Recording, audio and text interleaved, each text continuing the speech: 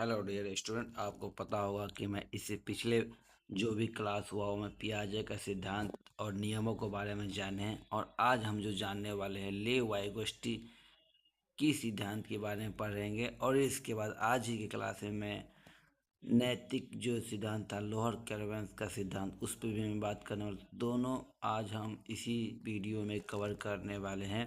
तो आपको वीडियो अच्छा लग जो लाइक कर ले और सब्सक्राइब कर ले चैनल कल, क्योंकि मैं इस वीडियो के बाद जो नेक्स्ट वीडियो रहेगा आपको इसी से मैं क्वेश्चन कराने वाला हूँ, जो इम्पोर्टेंट क्वेश्चन हर साल पूछा जाता है सीटेट में। तो चलिए वाइगोस्की के सिद्धांत के बारे में पढ़ लेते हैं। तो चलिए पहले ही को जहाँ पर देख लेते हैं इसके सिद्धांत में क्या क्या कहा गया है। ठीक है, देखिए वाइगोस्की ने बालकों को संज्ञानात्मक विकास में सामाजिक कारकों एवं भाषा को महत्वपूर्ण बतलाया है। इसलिए वाइगोस्की को संज्ञानात्मक विकास के सिद्धांत में सामाजिक सांस्कृतिक सिद्धांत भी कहा जाता है। समझे, इसको क्या कहा जाता है, सामाजिक सांस्कृतिक सिद्धांत भी कहा जाता है। वाइगोस्की के अनुसार से बालक जिस उम्र में भी किसी संज्ञानात्मक कौशल को सीखते उस उन पर इस बात का प्रभाव पड़ता है कि क्या संस्कृति में उन्हें सही सूचना तथा निर्देश प्राप्त हो रहा है या नहीं। वाइगोस्की बताते हैं कि वास्तव में सामाजिक विकास का एक अंतर्वैयक्तिक सामाजिक परिस्थितियां में संपन्न होता है। ठीक है, क्या है अंतर्वैयक्तिक, बच्चों को अपने वास्तविक विकास के स्तर पर अर्थात जहाँ तक वे बिना किसी की मदद के स्वयं कार्य कर ले से अलग और उनका संभाव्य विकास में स्तर अर्थात जिसे वे सार्थक एवं महत्वपूर्ण व्यक्तियों की सहायता से प्राप्त करने के सक्षम है की तरफ से ले जाने की कोशिश की जाती है। इन दोनों स्तरों को बीच के अंतर को वाइगोस्की के समीपस्थ विकास का क्षेत्र कहा जाता है। समीपस्थ विकास का क्षेत्र से यह तात्पर्य बच्चे के लिए ऐसी कठिन कार्यों के क्षेत्रों से होता है जिसे वो अकेला नहीं कर सकता। ठीक है ना, चलिए आगे देख लेते हैं इसी का। लेकिन यह अन्य सॉरी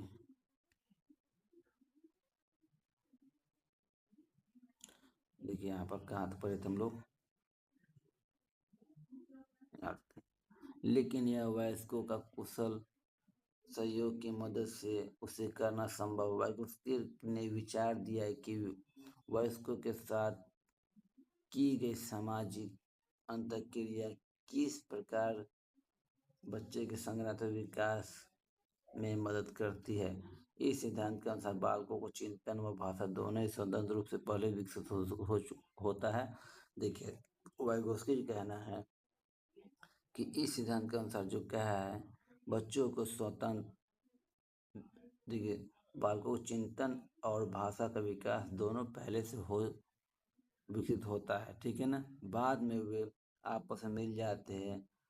उनका मत था कि सभी मानसिक कार्यों को बा या सामाजिक उद्भव होते हैं और वो अपना चिंतन को ध्यान केंद्रित करने में पहले बच्चों को दूर के साथ बातचीत करने के लिए भाषा को सीखना अनिवार्य होता है।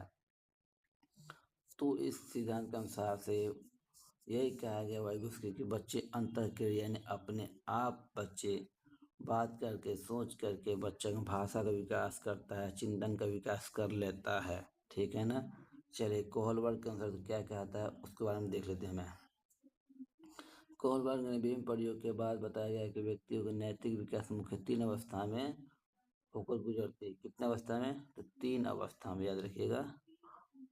प्रत्येक स्तर की दो अवस्था होती है। यह भी बताया गया कि अवस्थाओं को क्रम निश्चित होती है। ठीक है, परंतु सभी व्यक्तियों को समान उम्र में ये अवस्था नहीं होती है। समझ गए, व्यक्ति की किसी एक अवस्था को छोड़कर आगे नहीं बढ़ता।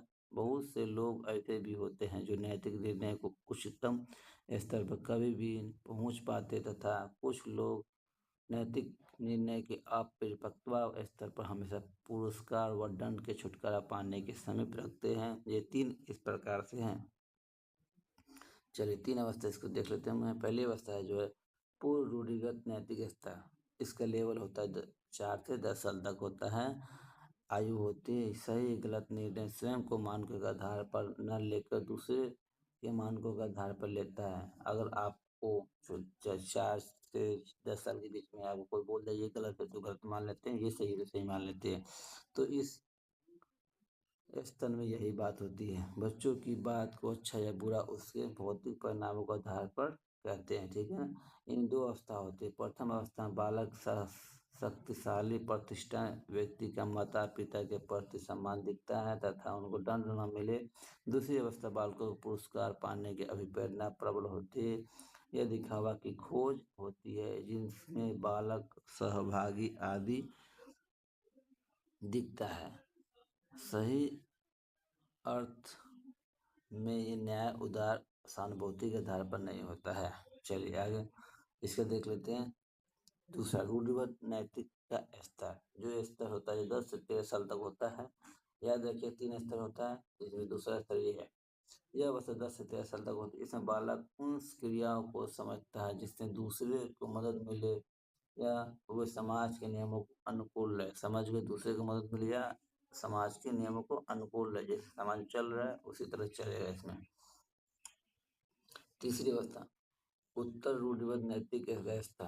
इस अवस्था में बच्चों ने नैतिक आचरण संपूर्ण रूप से आंतरिक नियंत्रण में होते हैं। नैतिकता का सबसे उच्च स्तर है। कोहलबर्ग ने स्पष्ट कर दिया कि जैसे जैसे बच्चा किशोर परिपक्व होते जाते हैं उनकी आयु बढ़ती है और पूर्व कथित क्रम में नैतिक स्तर के बढ़ते चले जाते हैं। वे किसी भी चरण या कदम में छोड़कर नहीं आगे बढ़ते हैं। तो इस तरह से आप इस देख ले लॉरेंस कोहलबर्ग का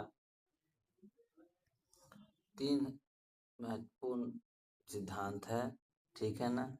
और इसमें जो वैगोस्की का कहना है कि बच्चा अपने आप अंतः क्रिया करके सीखते हैं, खुद परिणाम डिसीजन लेते हैं, ठीक है ना। तो इस प्रकार से ये आज का क्लास मैं बता। अब इसके नेक्स्ट क्लास जो होगा आपको क्वेश्चन आंसर मैं कराने वाला हूँ।